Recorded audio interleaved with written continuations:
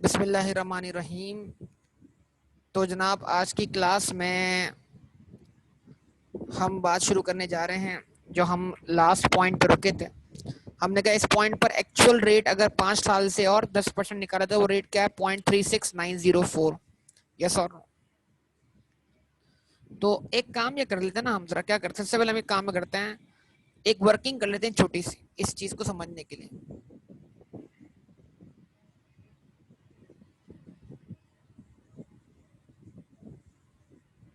WDV eight 25% rate, 25% का rate apply करते हुए हमारे पास WDV कितनी है एसेट की? एसेट की कॉस्ट 2.5 लाख, 2.5 लाख पे लगाया 25%, बचा उसका 75%। फिर मजीद लगाया 25%, बचा उसका भी 75%, मतलब 0.75 की पावर 2। तो आज 2 साल की डेप्शन चार्ज करने के बाद हमारे पास बुक्स में WDV ये मौजूद है। जरा बताइए कितनी, कैलकुलेट करके।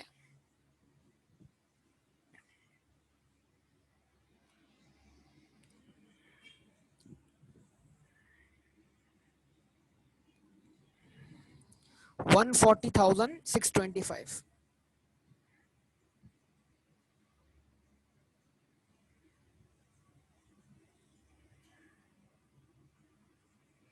ठीक है जी, ओके ना। आप वर्कआउट कर लें WDV एट, आपका रेट कितना था? 36 पॉइंट कितना था जो रेट आया था एक्चुअली कल हमने वर्कआउट किया था? 36.904। 36.904% पर WDV क्या आनी चाहिए? तो अगर आप 1 में से 0.36904 माइनस कर दो तो क्या बचेगा आपके पास?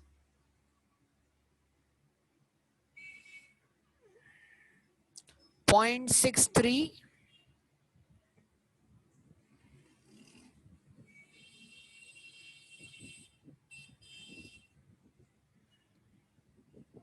096। इस पे लगाएं पावर 2। जवाब दें,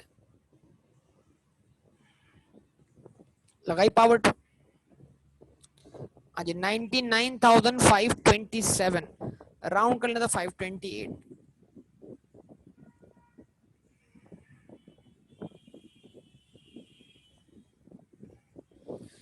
अब समझने वाली बात क्या, बड़ी सिंपल सी बात है, बहुत सिंपल सी बात है, बड़ा आसान मामला है। अगर हम 2 साल की डेप्शन 25% से चार्ज करते हुए तो WDV हमारी बुक पे ये है। अगर हम 2 साल की डेप्शन इस रेट से, जो कि एक्चुअल रेट है, उससे चार्ज करते तो आज WDV बुक्स में ये होती। तो इसका मतलब क्या है, आज हमारी एसेट की WDV कितने से ज्यादा है?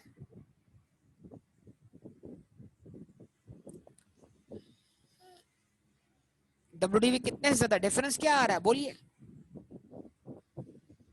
बताइए, डिफरेंस निकालिए, बताइए, रिस्पॉन्स दीजिए। 41,097। क्या मायना है इस 41,097 का?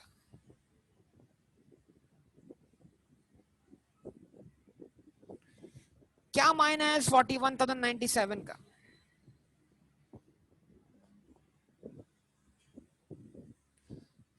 No, not excessive depreciation, short depreciation. Excessive तो वो होती है तुमने इजाफी चार्ज कर दी।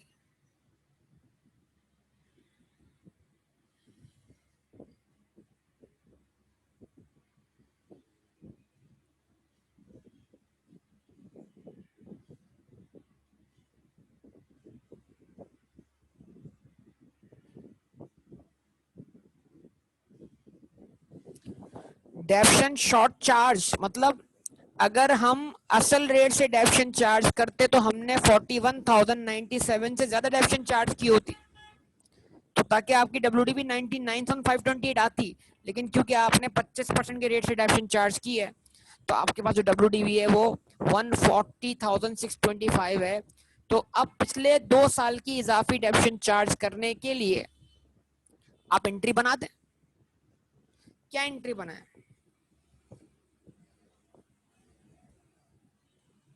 Depreciation expense debit, accumulated depreciation credit कितने से? 41,097 से। 41,097 से। यस और नो? बोलिए, करेक्ट और नॉट? करेक्ट। अच्छा, ये तो पिछले 2 साल की डेप्शन है ना, तो अगर पिछले 2 साल में डेप्शन चार्ज हुई होती तो पिछले 2 साल का प्रॉफिट क्या होता? 41,097 से कम होता। यस और नो? जवाब दें। तो एक तो ये मसला है कि अगर मैं 41,097 को इस साल एक्सपेंस मानता हूं तो ये इस साल के प्रॉफिट से मैच हो जाएगा। यस और नो? हालांकि ये इस साल की डेप्शन नहीं है बल्कि पिछले 2 साल की डेप्शन है। तो जरा बताइए, अगर मैं इस 41,097 को पिछले 2 साल के प्रॉफिट से मैच करना चाहता हूं तो फिर मुझे क्या करना चाहिए? वालेकुम अस्सलाम। तो फिर मुझे क्या करना चाहिए?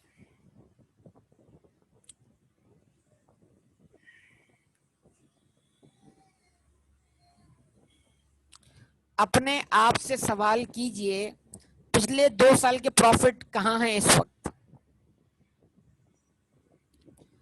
वो 2 साल के प्रॉफिट लॉस अकाउंट से निकलने के बाद कहां पहुंचा दिए गए हैं? उनका आखिरी ठिकाना क्या था? Response please.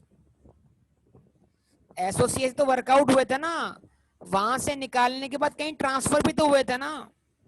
यस, बेहतरीन। कैपिटल में ऐड हुए हैं। तो अगर प्रॉफिट लॉस से तो आ गए थे ना, उसके बाद आज कहां पर है? आज पिछले 2 साल के प्रॉफिट आज कहां पर हैं? आज कैपिटल में है ना। क्या कहते हैं? और पार्टनरशिप में कहां पर है? करंट अकाउंट में।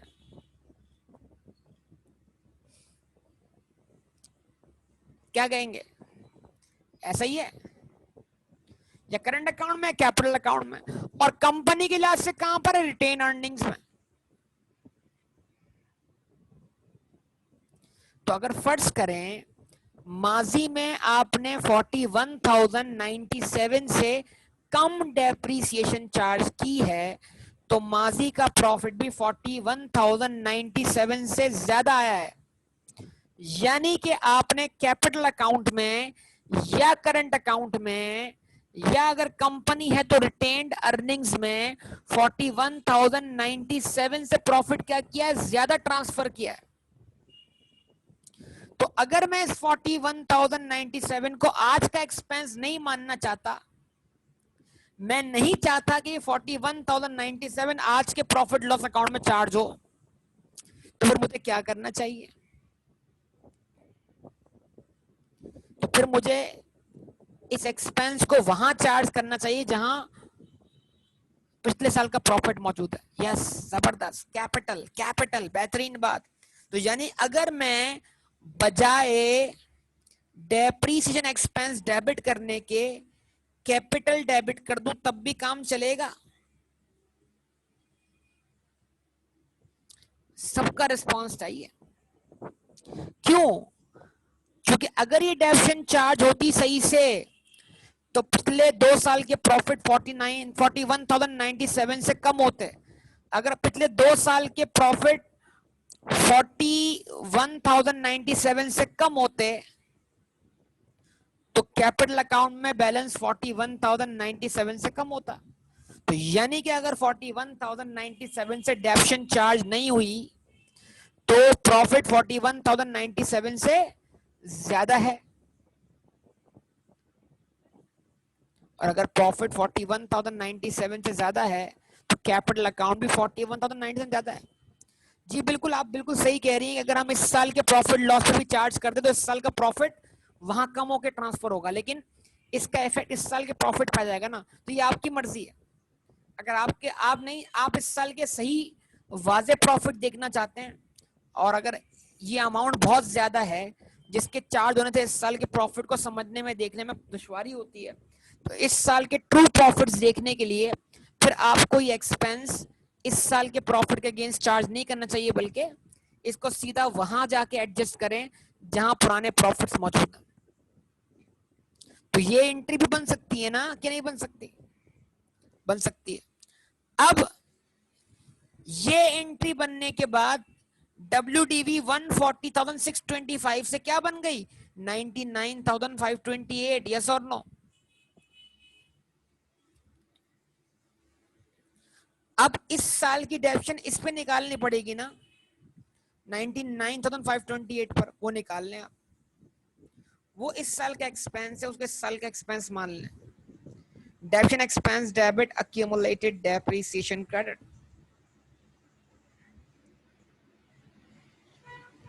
99,528 multiplied by 0.36904। चलें जी, जल्दी करें। 36,730।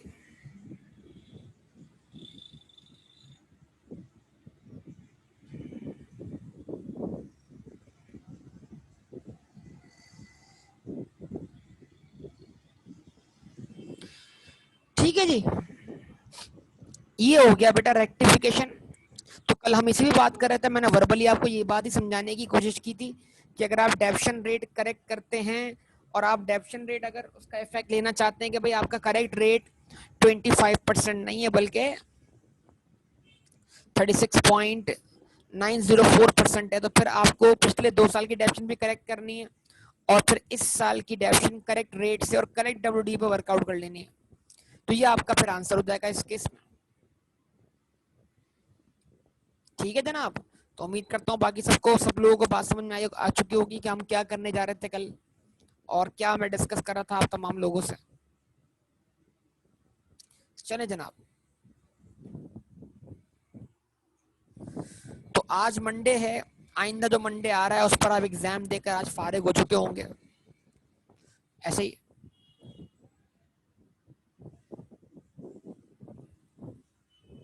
इंशाल्लाह एडमिट कार्ड आ गया बिलाखिर, सही बात। बड़ा टफ सेशन गुजरा ये वाला, लेट शुरू हुआ, फिर बीच में AFC के एग्जाम्स की वजह से ब्रेक आ गया, तो काफी टफ सेशन गुजरा, लेकिन फिर भी इंट्रोडक्शन टू अकाउंटिंग का सब्जेक्ट बड़ा स्मूथ चला है मेरे हिसाब से।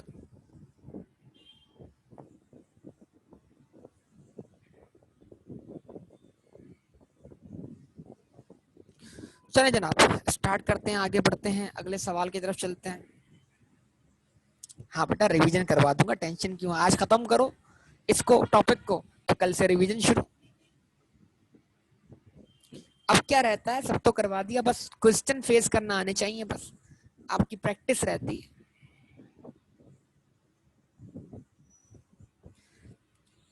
तो फिर एंड कहते हैं ना, आज आखिरी क्लास कर दें इसको, उसके बाद रिवीजन देखा जाएगा, सही है।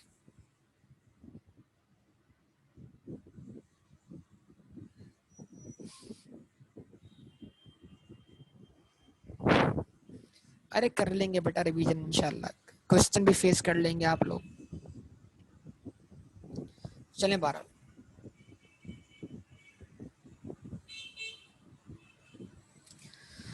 जी जनाब, अब सवाल आपके सामने आ रहे हैं, तूफानी किस्म के सवाल। Question number 820, the book keeping system of Turner company is not computerised. मतलब कंप्यूटराइज नहीं है, मतलब मैनुअल अकाउंटिंग चलती है, गलतियां ज्यादातर मैनुअल अकाउंटिंग में होती हैं। And at 30 September 1998, the bookkeeper was unable to balance the accounts. Trial balance totals were debit 1,796,100, credit 1,852,817। जरा शॉर्टेज निकालिए, डेबिट साइड पे कितने से शॉर्टेज है, ट्रायल बैलेंस कितने से बैलेंस नहीं है, जरा डिफरेंस निकाल के बताइए सब लोग प्लीज। ट्रायल बैलेंस की डेबिट साइड कितने से शॉर्ट है 1,852,817 में से आप 1,796,100 अगर माइनस कर देंगे तो आपके पास आंसर आ रहा है 56,717। 56,717। यस, चलिए। तो सस्पेंस अकाउंट खुला कहां पर? डेबिट साइड पर। कितने से? 56,717। ओके, नाउ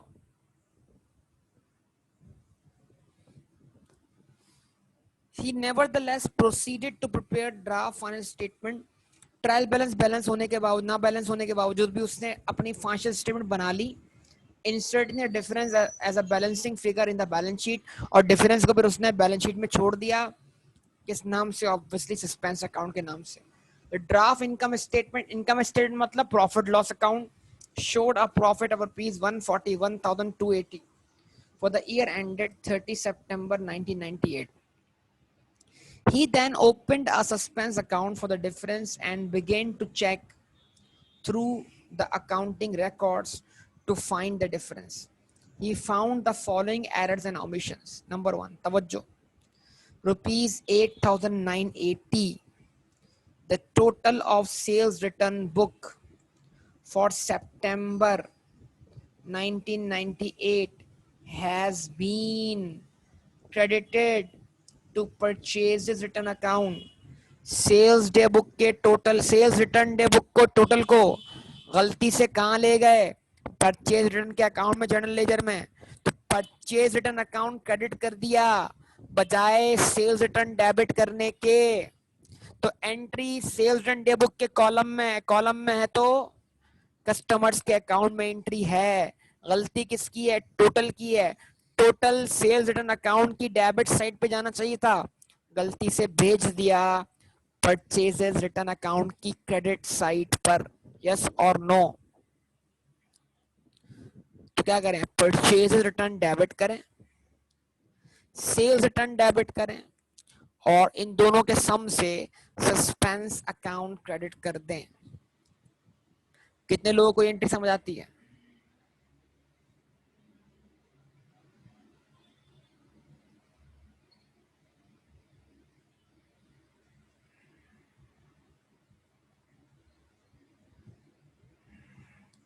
वालेकुम अस्सलाम।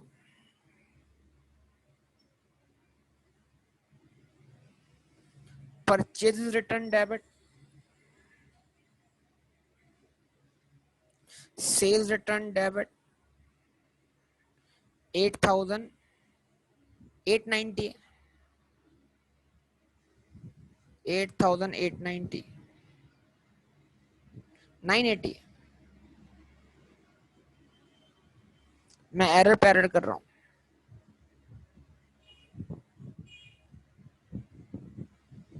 और बेटा इन दोनों के सम से सस्पेंस अकाउंट क्रेडिट, कितना सम बना इन दोनों का बेटा? 17,960। चलो जनाब, को एक जल्दी से आगे बढ़ते हैं। Rupees 9,600 paid for an item of plant purchase on 1st April 1998 had been debited to plant repairs account। आपने गलती से 9,600 को बजाय प्लांट अकाउंट में डेबिट करने के आपने रिपेयर अकाउंट में डेबिट कर दिया। The company depreciated its plant at 20% per annum on a straight line basis with proportional depreciation in the year of purchase। Fractional policy, जरा ईयर एंड देखें, 30 सितंबर है, प्लांट का परचेज किया 1 अप्रैल को। अप्रैल से सितंबर कितना मंथ बनते हैं? 6 महीने बनते हैं। तो अगर ये कैपिटलाइज हुआ होता तो इस पर 6 मंथ्स की डेप्शन चार्ज हुई होती। पहले क्या करें? रिपेयर्स रिवर्स करें और प्लांट 9,600 कैपिटलाइज करें, और ना सिर्फ कैपिटलाइज करें बल्कि उसके ऊपर डेप्रिसिएशन भी चार्ज करें। यस और नो? तो आप एंट्री पास करें। भाई मैं डायरेक्ट परफॉर्म कर रहा हूँ रेक्टिफिकेशन, फिर मैं बार बार बोलूंगा कि जरा सोचो 9600 है, जरा सोचो एंट्री रिपेयर अकाउंट तक कैसे पहुंची, ऑब्वियसली कैश बुक के थ्रू पहुंची, तो एंट्री कैश बुक में है, कैशियर बैंक तो क्रिएट हुआ है, गलती से रिपेयर अकाउंट डेबिट हो गया था, ठीक है। अब क्या करो, रिपेयर्स अकाउंट क्रेडिट कर दो, रिपेयर्स एक्सपेंस डेबिट क्रेडिट 9600 से, और प्लांट अकाउंट डेबिट कर दो 9600 से। अब अगर ये 9600 एसेट अकाउंट में होते तो इन पर डेबिशन भी कैलकुलेट की गई होती, तब जब एसेट अकाउंट में नहीं है तो इन पर डेबिशन भी चार्ज नहीं हो सकी। अब चार्ज कर दो, depreciation expense debit accumulated depreciation credit कितने से, 9600 का निकाला आपने 20%, लेकिन 20% पूरे साल की डेबिशन है, मल्टीप्लाई बाय 6 डिवाइडेड बाय 12 कर दिया, क्या आंसर आ गया 960। यस और बताइए। अब उसके बाद नेक्स्ट,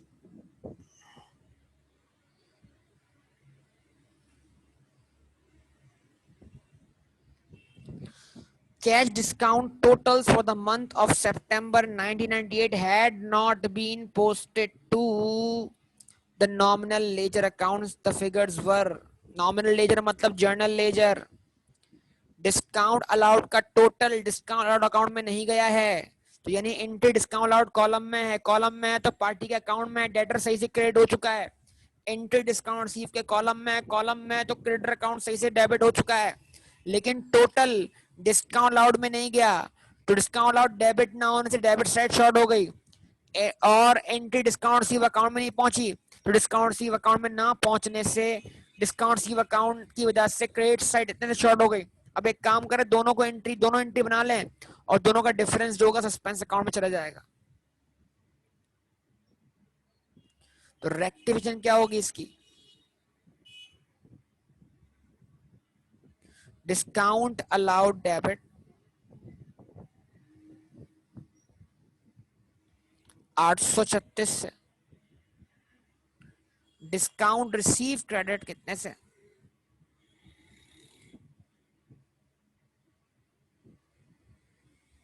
919 से, और इन दोनों का डिफरेंस जनाब, इन दोनों का डिफरेंस सस्पेंस अकाउंट।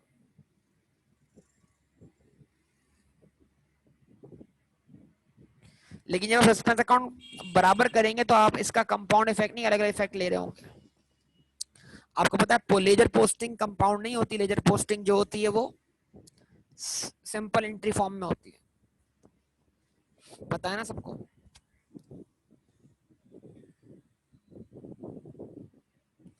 उसके बाद ₹580 इंश्योरेंस प्रीपेड, बहुत तवज्जो बेटा, बहुत तवज्जो, ये एंट्री बड़ी कीमती इंपॉर्टेंट है, बहुत इंपॉर्टेंट एंट्री बताने जा रहा हूं, ठीक है। ₹580 insurance prepaid at 30 September 1997 had not been brought down as opening balance.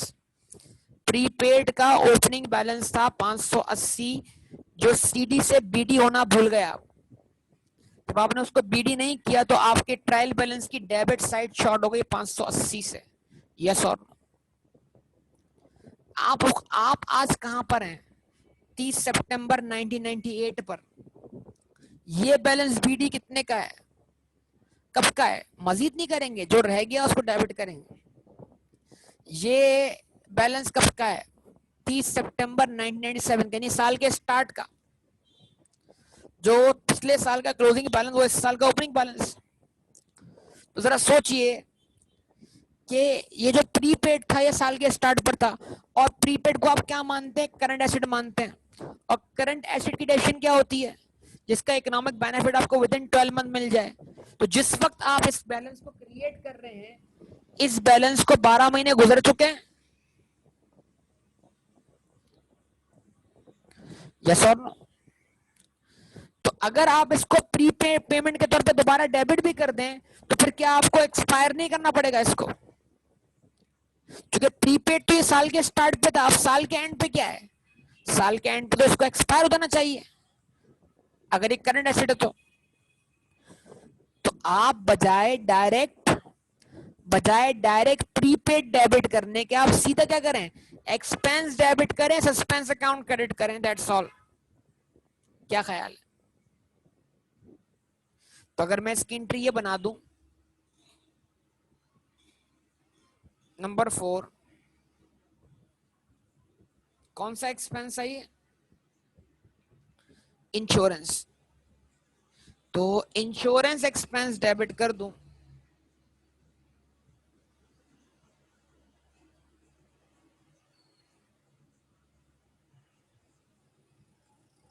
और सस्पेंस अकाउंट क्रेडिट कर दूं,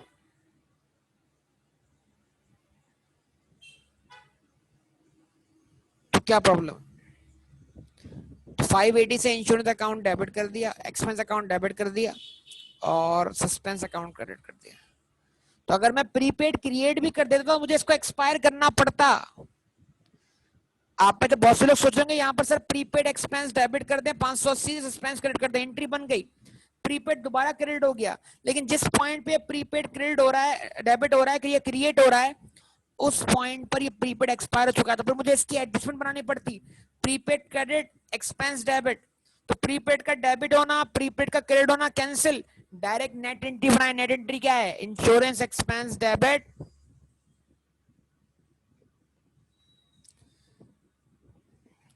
बेटा। बीडी बैलेंस एक्सपायर कर रहे हैं ना, पूरा अमाउंट का एक्सपायर कर रहे हैं। बीडी का मतलब क्या है? पिछले साल का बचा हुआ जो हिस्सा जिसको आपने एक्सपेंस नहीं माना, वो इस साल बीडी तो पूरा एक्सपायर ही होगा ना यार, बीडी बैलेंस है ना।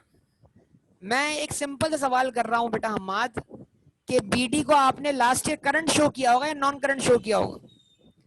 अगर बीडी इस साल पूरा एक्सपायर नहीं है तो फिर बीडी करंट कैसे हुआ लास्ट ईयर? आमतौर पर आप प्रीपेड को करंट मानते हो, नॉन करंट मानते हो? तो करंट वही होता है ना जो अगले साल क्या हो जाए, एक्सपायर हो जाए। तो बीडी बैलेंस एक्सपायर कर रहा हूं, इस साल जो फर्दर पेमेंट हुई होगी उसमें सीडी बचा होगा ऑब्वियसली, उसकी बात नहीं कर रहा ना। क्या कहते हो?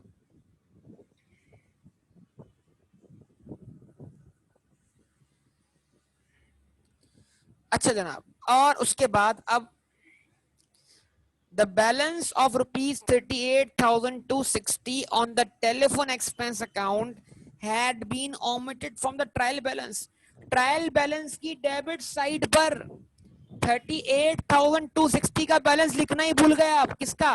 टेलीफोन एक्सपेंस अकाउंट का। तो अब लिख दो भाई, और जो डेबिट साइड पे उसकी वजह सस्पेंस आ रहा है उसको खत्म कर दो, दैट्स ऑल। अगर आप ट्रायल बैलेंस में एक वैल्यू नहीं लिखोगे तो उससे ट्रायल बैलेंस क्या होगा, डिसएग्री हो जाएगा ना।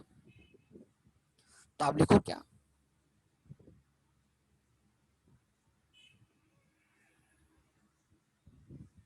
Telephone expense debit, suspense account credit,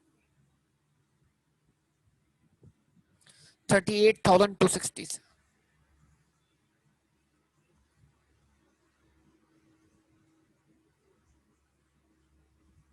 क्या ख्याल है?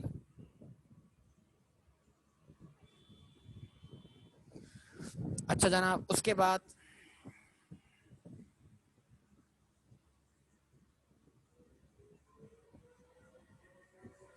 आगे बढ़ते हैं।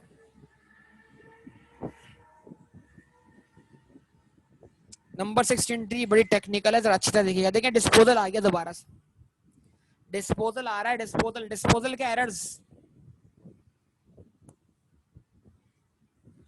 a car held as fixed asset had been sold during the year। एक कार है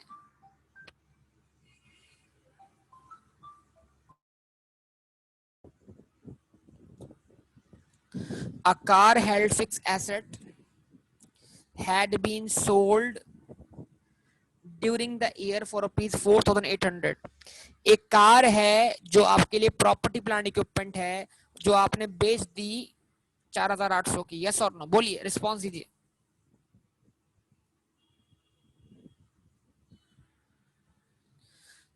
the sale proceeds, the proceed of sales were entered in the cash book but had been credited to the sales account in the nominal ledger. Brainstorming कर रहा हूं जानबूझ के, मुश्किल error है इसलिए डायरेक्ट लिख रहा हूं एरर, एरर लिख रहा हूं एरर।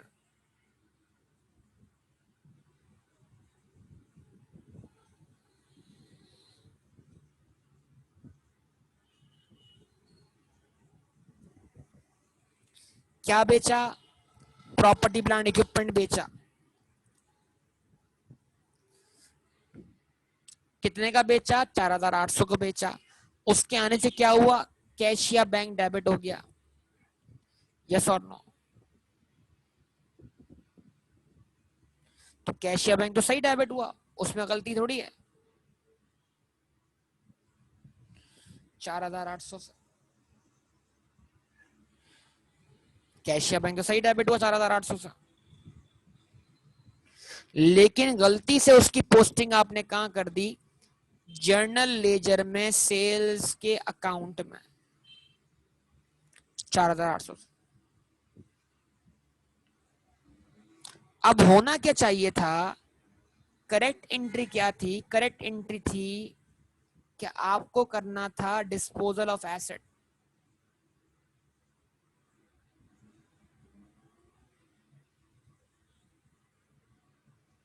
ठीक है, अब डिस्पोजल आप कैसे करते हैं? स्टेप ऑफ डिस्पोजल आपको याद होने चाहिए।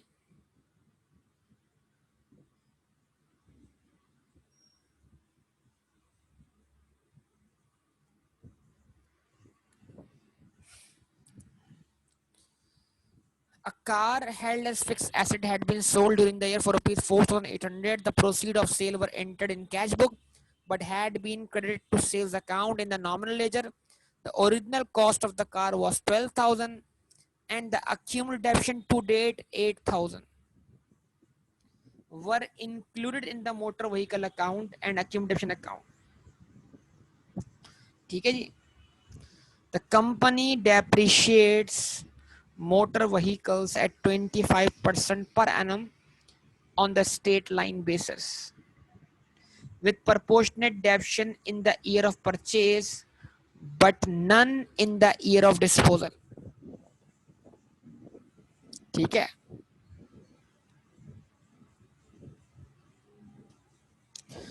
क्या कहते हैं बेटा? कंपनी इस एसेट पे डेप्शन चार्ज करते हैं, जिस साल खरीदा है उस साल प्रोपोर्शनेट, लेकिन जाने वाले साल में डेप्शन चार्ज नहीं करते। तो अब हुआ क्या होगा बेटा? अब हुआ यही होगा ना कि इस एसेट पर डिस्पोजल परफॉर्म ना होने की वजह से क्या हो गई होगी? डेप्शन चार्ज हो गई होगी।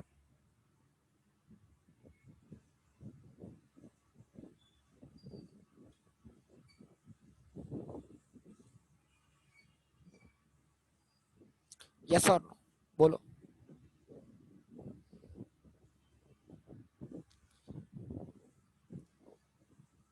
क्या कहते हो? अब लिखा हुआ है जनाब accumulated depreciation to date. To date का मतलब क्या है? आज की डेट पर। अगर लिखा तो टू डेट ऑफ डिस्पोजल तो हम डेट ऑफ डिस्पोजल तक मान लेते हैं। तो अगर आज की डेट पर यानी कि ईयर एंड पर इस जाने वाली एसेट की अक्यूमुलेटेड डेप्शन 8,000 है,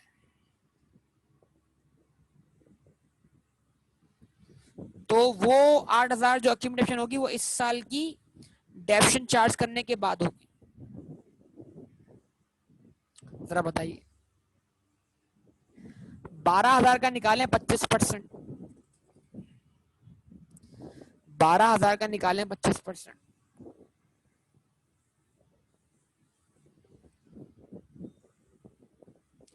3,000।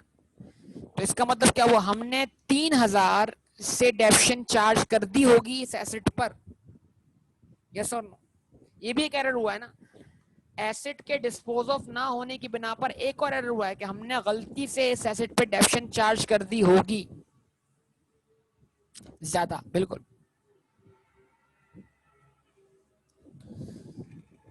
अगर डेप्शन चार्ज ना होती तो साल के स्टार्ट पे इसका बैलेंस कितना होता? अगर 3000 से डेबिशन चार्ज ना हुई होती तो अक्यूमुलेशन का बैलेंस कितना होता?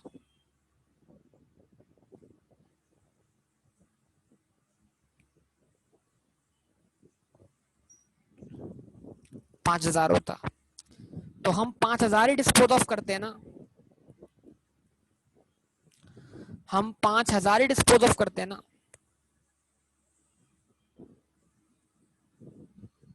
क्योंकि डिस्पोजल के टाइम पे जितनी भी अक्यूमुलेशन थी वही डिस्पोज ऑफ होती कि नहीं होती? यस और नो? रिस्पॉन्स करो बराए मेहरबानी। लेकिन एसिड डिस्पोज ऑफ ना होने की वजह से हमने 3000 से और डेबिशन चार्ज कर दी हो। तो अब देखो समझना बात को।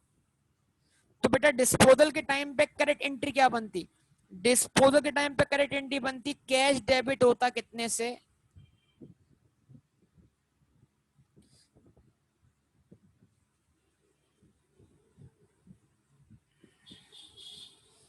कैश डेबिट होता कितने से? 4800 से। डिस्पोजल की एंट्री से याद होगी ना आप लोगों को, डायरेक्ट कंपोनेंट ही बना रहा हूं। अक्यूमुलेटेड डेबिशन डेबिट होती कितने से? 5000 से। व्हीकल क्रेडिट होता कितने से? 12000 से। तो अगर 12000 में से निकाल दें बेटा कितने? 5000, तो डब्ल्यूडीवी कितनी बचती है? 7000। और 7000 वाली डब्ल्यूडीवी वाली चीज के आपको कितने मिल रहे हैं? 4800। तो आपको इसको बेच के लॉस कितना हुआ? 2200।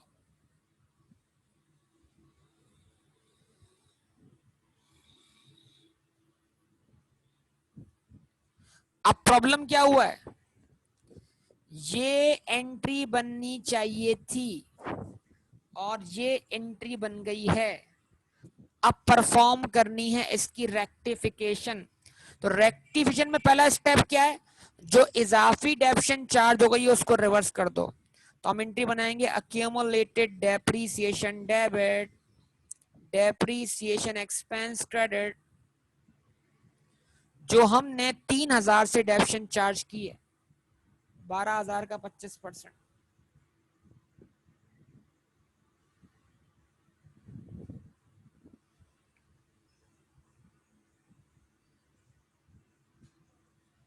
तीन हजार बोलो, ताकि बुक्स में जो बैलेंस है 8000 का वो क्या बन जाए? 5000 बन जाए। यस और नो? Response please. तो पहला एरर हमने कैसे रेक्टिफाई किया? जो डेबिशन गलत चार्ज हो गई उसको रिवर्स कर दिया। सही। अब इन दोनों चीजों को मैच कर लो जरा, इन दोनों एंट्रीज को मैच कर लो। कैश डेबिट हुआ है, कैश डेबिट होना चाहिए था, ये एंट्री करेक्ट है। लॉस अब तक रिकॉर्ड नहीं हुआ, अक्यूमुलेशन अब तक डेबिट नहीं हुई, व्हीकल अकाउंट अब तक क्रेडिट नहीं हुआ, और सेल अकाउंट गलत क्या हुआ है? क्रेडिट हुआ है। तो अब रेक्टिफिकेशन क्या होगी? सेल अकाउंट को डेबिट कर दो 4800 से, अक्यूमुलेटेड डेबिशन अकाउंट को डेबिट कर दो 5000 से, और जनाब व्हीकल अकाउंट को क्रेडिट कर दो कितने से? 12000 से। तो लॉस आ गया कितने से? 2200 से। तो अगर ये एंट्री सही टाइम पे बनी होती तो यहां पर सेल के बजाय कैश होता, लेकिन आपने कैश डेबिट करके सेल क्रेडिट कर दिया। तो अब क्या करो? सेल डेबिट कर दो, और सेल एग्जैक्टली उसी अमाउंट से, जितना अमाउंट से आपको कैश मिला है, तो आपका गेन या लॉस निकल आएगा। तो ये परफॉर्म हो गई रेक्टिफिकेशन। जवाब दें। तो कोई है आप में से जिसने ये एंट्री बनाई हो इस 6 पार्ट की? कोई है जिसने 6 पार्ट ये सॉल्व किया हो ये वाला? बताइए। आप में से कोई है जिसने 6 पार्ट सॉल्व किया हो? कोई भी नहीं? क्यों?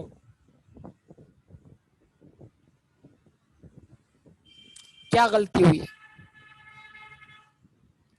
यहां भी सस्पेंस लेकर आ गए थे। सस्पेंस तो इससे पहले ही बैलेंस हो गया है।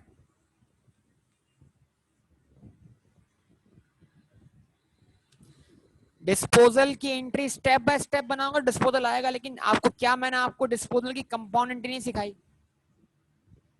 और मैंने उस वक्त कहा भी था जब एरर्स आएंगे तो ये डिस्पोजल की कंपाउंड एंट्री बहुत काम आएगी। ये अल्फाज बोले थे मैंने।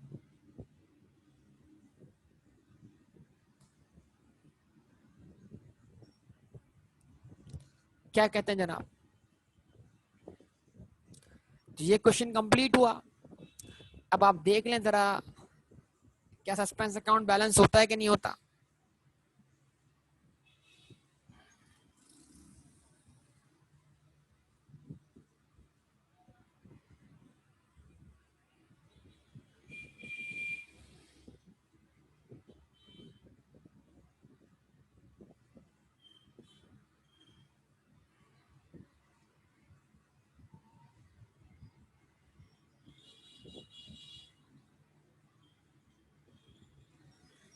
सस्पेंस अकाउंट का बैलेंस बीडी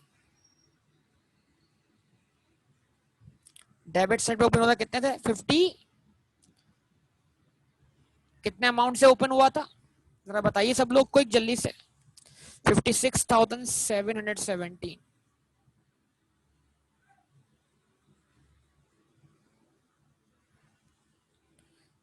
पहली एंट्री। अब ये दो इफेक्ट हैं,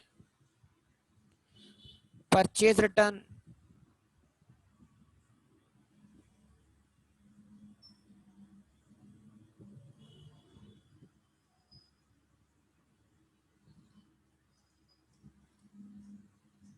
सेल्स रिटर्न 8,980,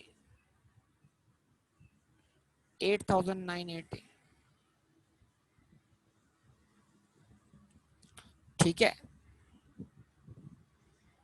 उसके बाद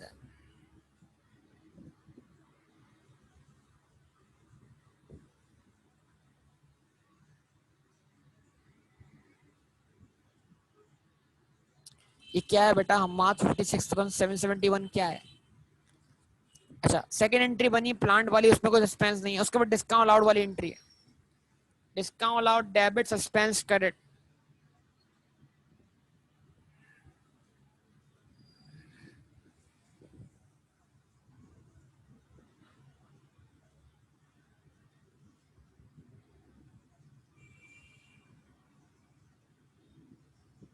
एट 36 से। फिर उसके बाद दूसरी entry discount received credit suspense account debit.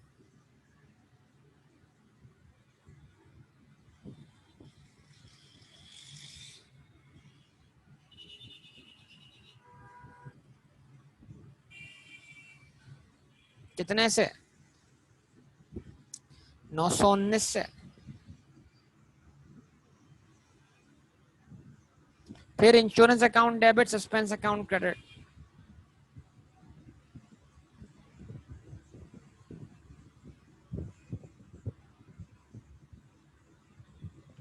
580 से।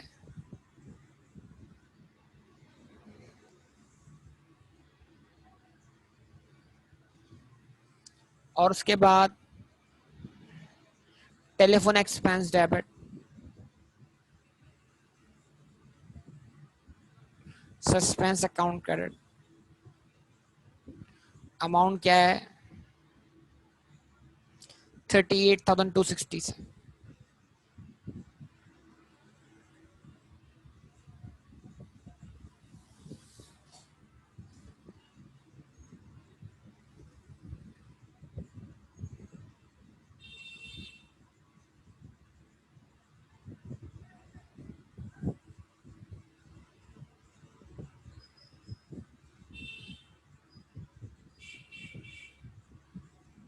सही है जी।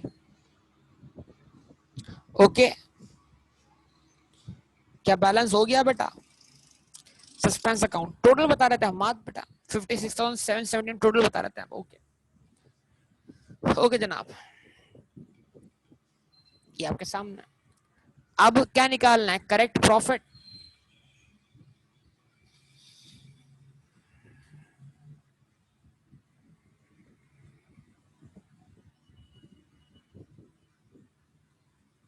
प्रॉफिट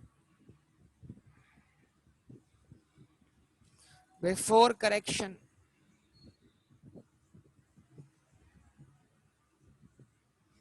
प्रॉफिट जो करेक्शन से पहले है वो कितना है?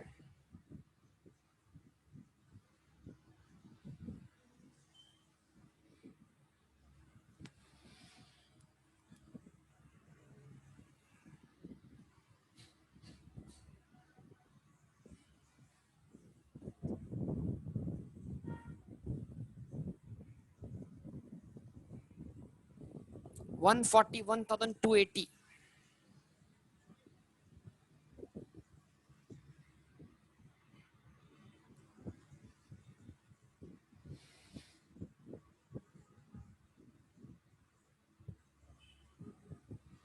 ठीक है जी, इस पे इफेक्ट लें।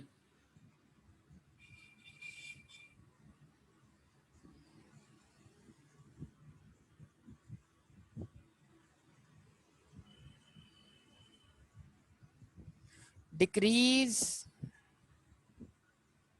इन परचेजेस रिटर्न।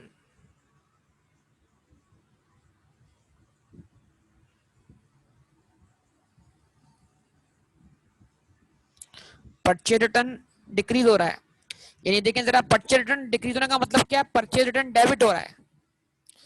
तो परचेज रिटर्न डेबिट होने का मतलब क्या है? परचेजेस की वैल्यू में क्या हो रहा है? इजाफा हो रहा है। क्योंकि जितना परचेज के अगेंस्ट कॉन्ट्रा अवेलेबल होगा परचेज रिटर्न का, उतना परचेज नेट हो जाएगा। तो अगर आप परचेज रिटर्न डेबिट कर रहे हैं तो मतलब आप परचेज की नेट वैल्यू को बढ़ा रहे हैं। ठीक है, तो परचेज रिटर्न डेबिट होने का मतलब यह है कि परचेज की वैल्यू में इजाफा हो रहा है, और परचेज की वैल्यू में इजाफा होने का मतलब क्या? एक्सपेंस बढ़ रहा है।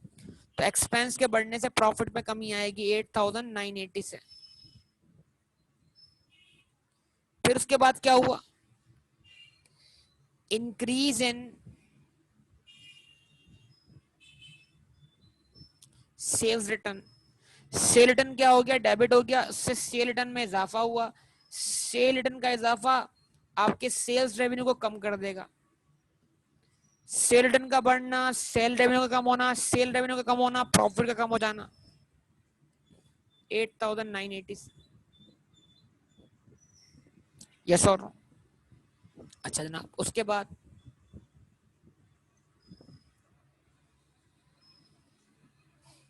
नेक्स्ट,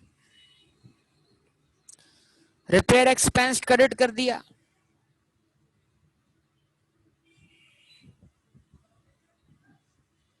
रिपेयर एक्सपेंस क्रेडिट करने से एक्सपेंस में कमी आ गई।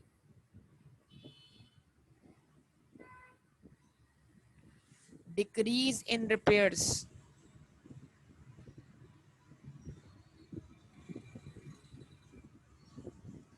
9,600 से प्रॉफिट बढ़ गया। लेकिन जब आपने रिपेयर्स क्रेडिट करके प्लांट डेबिट किया तो प्लांट पे चार्ज करनी पड़ी डेप्रीसिएशन। तो आप लिखें increase in depreciation.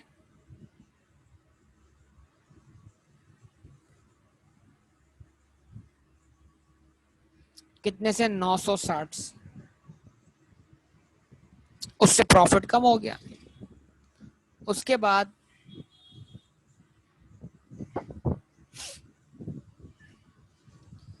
Discount allowed debit किया 836 से, प्रॉफिट में कमी आ गई।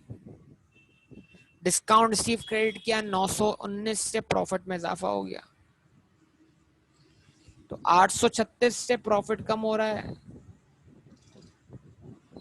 919 से प्रॉफिट बढ़ रहा है। वजह क्या है? Increase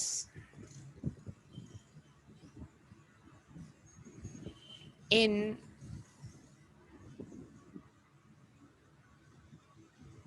discount allowed. और 919 से प्रॉफिट बढ़ रहा है, इसको हम बोलते हैं इंक्रीज इन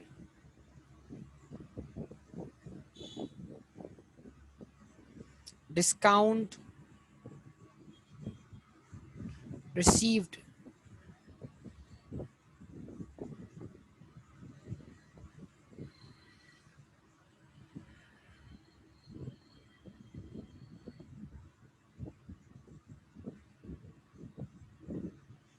ऐसा ही है।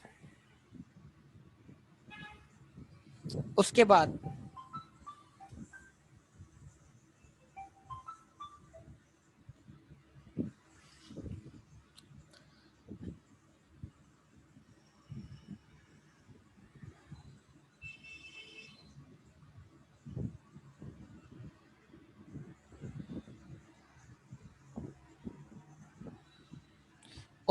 क्या हो रहा है बेटा, इंश्योरेंस एक्सपेंस बढ़ रहा है कितने से 58 से,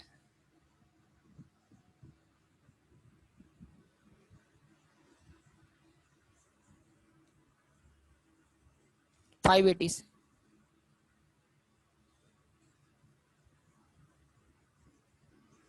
इंक्रीज इन इंश्योरेंस एक्सपेंस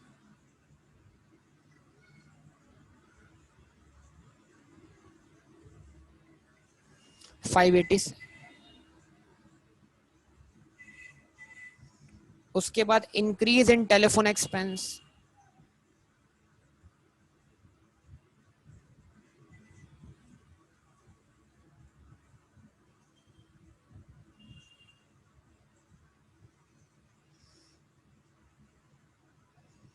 38,260 से। उसके बाद डिक्रीज इन डेप्रीसिएशन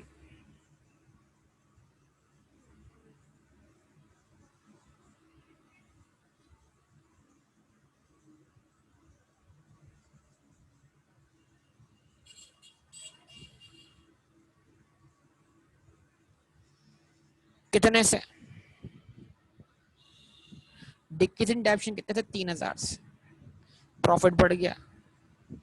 और फाइनली एक और चीज आएगी, sales, decrease in sales, error rectify करते हुए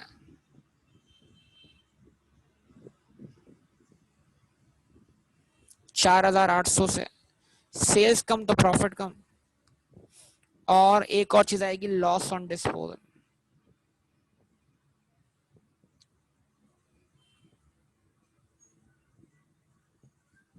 कितने से 2,200 से।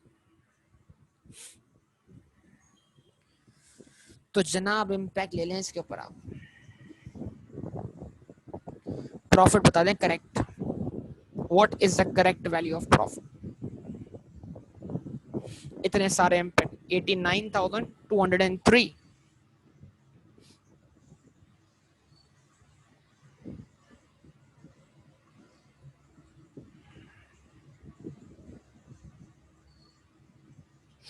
ठीक है जी, कोई मसला? अच्छा, 2,200 ब्रैकेट लगाना भूल गया। ओके भाई, 2,200 ब्रैकेट है यार, लेस होगा, ये लॉस है। आपने तो लेस किया है ना इसको। 89,203 वाले जितने भी लोग हैं बेटा, हाँ एग्जाम में ऐसी मिस्टेक्स हो जाती हैं। तो जनाब आपके सामने अच्छा खासा क्वेश्चन सॉल्व कर दिया है।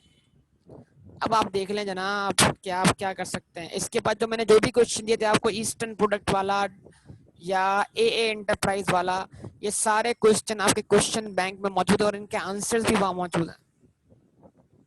तो क्या आप उनको वहां से फॉलो करेंगे बेटा?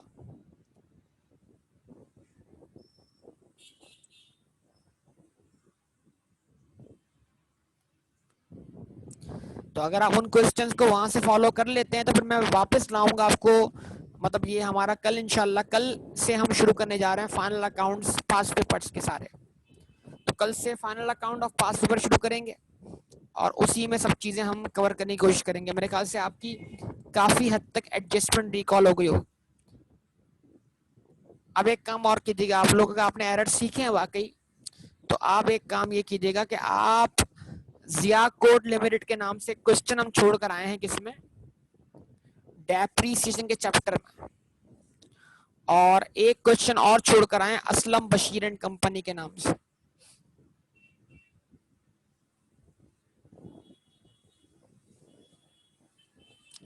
ठीक है,